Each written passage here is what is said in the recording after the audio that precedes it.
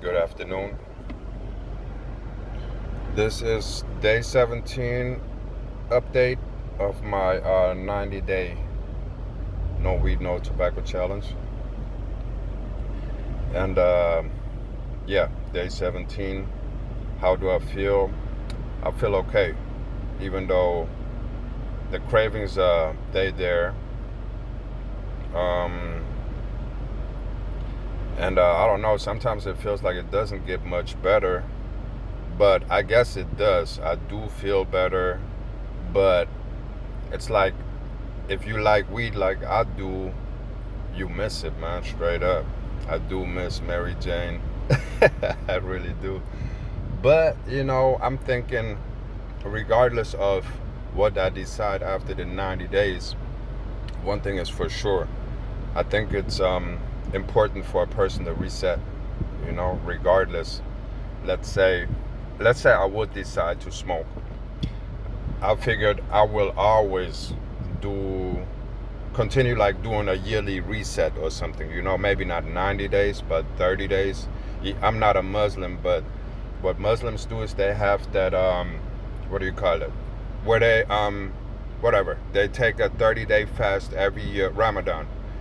And I'm kind of understanding now why they're doing it, you know what I'm saying, because it kind of resets you, you know what I'm saying, and it gives your body a chance to kind of, I guess you sometimes you have to, you know what I'm saying? With any kind of, it doesn't even matter if it's foods, alcohol, cigarettes, weed.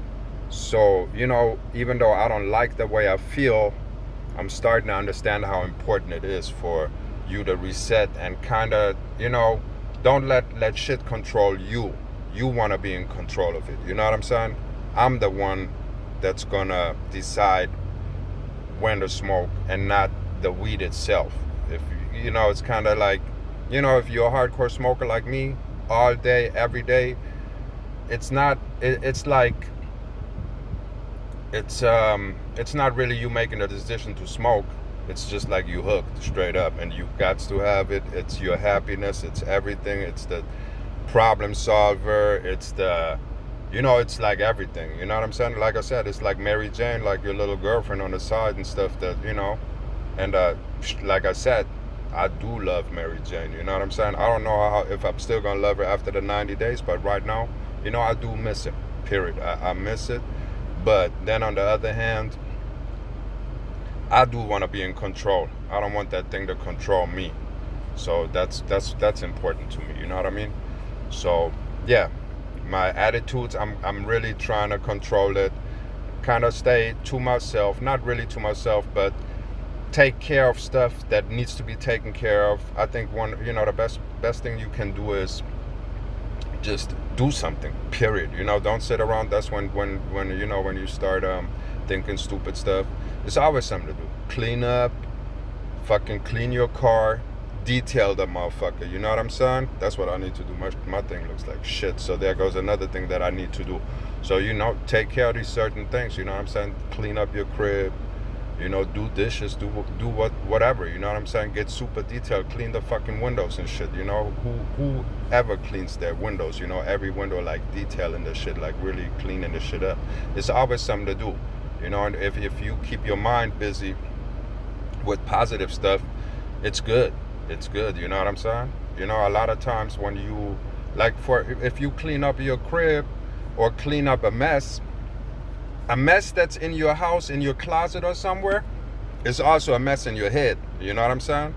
Because, a lot of people, I guess, they just throw stuff in the closet, but whatever's in the closet is also in your head. It's cluttered up, because in the back of your mind, there's the closet with all kinds of shit in it. So when you take care of that shit, it kind of frees your mind up too, makes you makes you think more clearly. I've noticed that, when I do certain things like, really get detailed in the cleanup, or like really, dig into my bills, what needs to be paid, all that stuff. You know what I'm saying? It really, it clears up your mind. And yeah, in the end, you feel good about handling business, period. And then another thing that I've that I've noticed is, like I said, with my art, I sell art. So yesterday I had my best day ever selling art, and I was sober. I couldn't stand it. I kind of like, because everybody, well, I was posted up, everybody was smoking weed. It's really ridiculous out here in California, straight up. They had this little Thai kickboxing class right next to me in the park, and they like, oh, doing kickboxing. I'm like, man, that's great. These fools are working out. They taking care of their bodies. And what do you know? At the end of the class, they're all sitting in the grass and fucking passing a blunt around. I'm like, what the fuck? And that's kind of fucked up, because that's what I used to do. I do little martial arts, but I smoke. I always smoke, smoke and hit the heavy bag and stuff like that. You know what I mean? So yeah, that's kind of those triggers is like left and right and everywhere. But the way I figure it is, like, right now, I'm just gonna stay focused and don't even worry about staying sober forever. I'm not. It's about resetting the body, giving your body a chance to rethink stuff. You know what I'm saying? If you decide after a break to smoke again, that's cool. Smoke and then take another break whenever. You know what I'm saying? It is what it is. It's like, weed is not like cocaine or something. Cocaine, I went through. That's the real shit. You know what I'm saying? Once you hooked on that shit, you done. Straight up. I needed in-house rehab just to snap me out of it. You know what I'm saying? Crack cocaine, I was doing all this shit, and that shit, that's the real hardcore shit. So I would never put weed into that category. You know what I mean? So to me, it's like, right now, I'm just gonna go through it and do the 90 days, and whatever happens, happens. If my body feels like, what, I'm totally cool without the weed, then that's what it's gonna be. But if I feel like smoking, I'm gonna smoke again. But it's gonna be different this time around, because I will have that yearly or bi-yearly reset. I might do like every 6 months a 2-week break, or 30-week break. 30-day break, or whatever. So that's how I'm gonna approach that now, because just going in there and saying, hey, I will never ever smoke again, it's the devil, and if you smoke weed, you a drug addict. Fuck that. That's not really, I'm not gonna look at it like that. You know what I'm saying?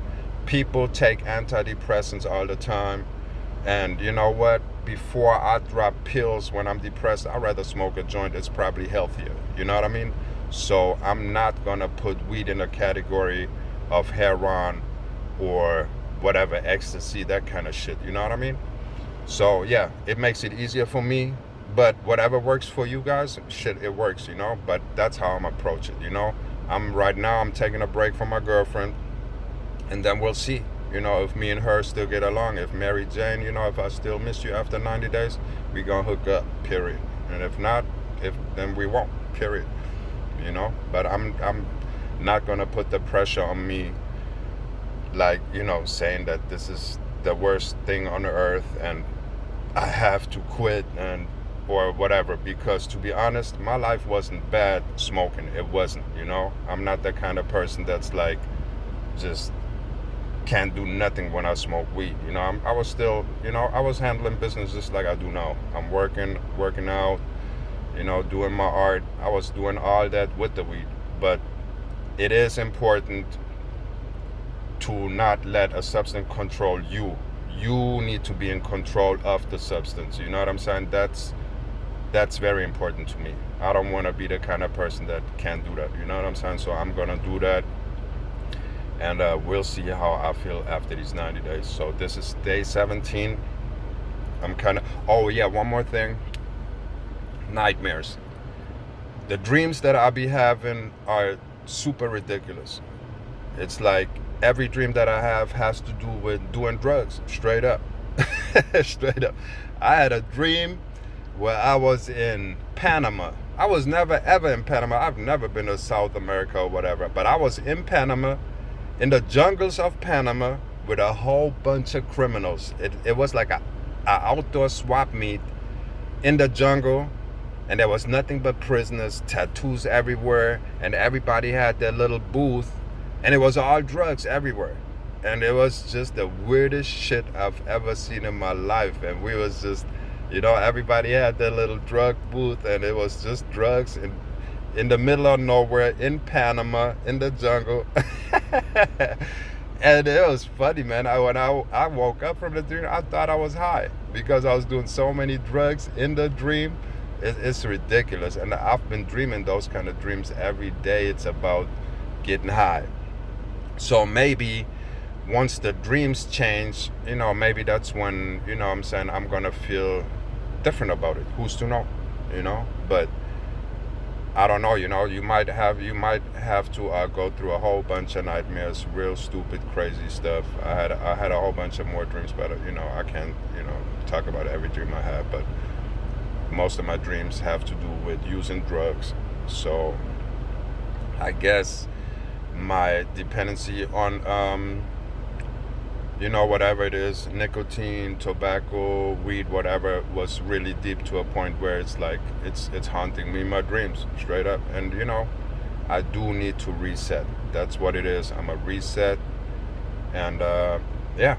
After that, I will see how I'm gonna proceed. That's it. You know. All right, cool. I'm gonna come with another update at the 3 week mark. 21 days today. I think it's 17 days. Last one I did 14. I think this is 17, yo. So that was like a 2.5 week update. All right, that's cool. Until next time, peace.